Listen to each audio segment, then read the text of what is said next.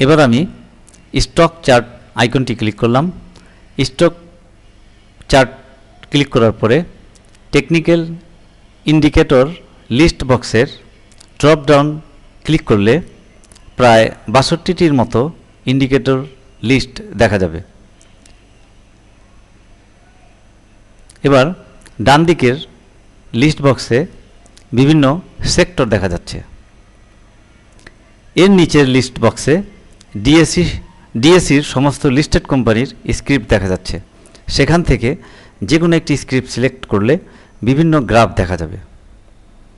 যেমন প্রথম প্যানেলে ক্যান্ডেলস্টিক ও বলিঞ্জার ব্র্যান্ডের গ্রাফ দেখা যাচ্ছে।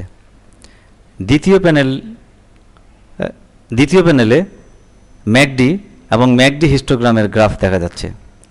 তৃতীয় প্যানেলটিতে আরএসআই অর্থাৎ রিলেটিভ স্ট্রেংথ ইন্ডেক্সের গ্রাফ দেখা যাচ্ছে। চতুর্থ প্যানেলে উইলিয়াম পার্সেন্টেজ আর এর গ্রাফ দেখা যাচ্ছে। পঞ্চম প্যানেলে ভলিউমের গ্রাফ দেখা যাচ্ছে।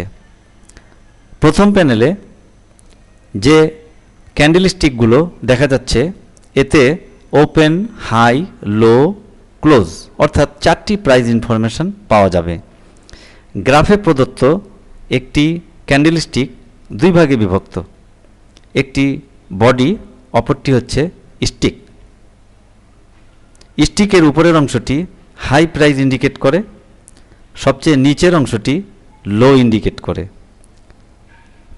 ক্যান্ডেলস্টিকের বডি যদি গ্রিন হয় তাহলে বডির উপরের অংশ হচ্ছে ক্লোজ প্রাইস, নিচের অংশ হচ্ছে ওপেন প্রাইস। ক্যান্ডেলস্টিকের বডি যদি রেড হয় উপরের অংশ হচ্ছে ওপেন প্রাইস এবং বডির নিচের অংশ হচ্ছে ক্লোজ প্রাইস। এরপর ম্যাকডি গ্রাফ। ম্যাকডি গ্রাফে সবুজ লাইনটি যদি লাল লাইনকে ক্রস করে অতিক্রম করে উপরের দিকে যায় তাহলে এটি বাই সিগন্যাল দেয়। সবুজ লাইনটি যদি লাল লাইনটিকে ক্রস করে অতিক্রম করে নিচের দিকে যায় তাহলে এটি সেল সিগন্যাল দেয়। এবার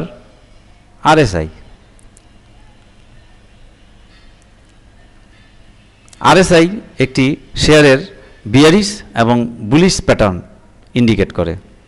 এবার উইলিয়াম পার্সেন্টেজ আর, এটি একটি শেয়ারের ওভারবট এবং ওভারসোল্ড পজিশন ইন্ডিকেট করে।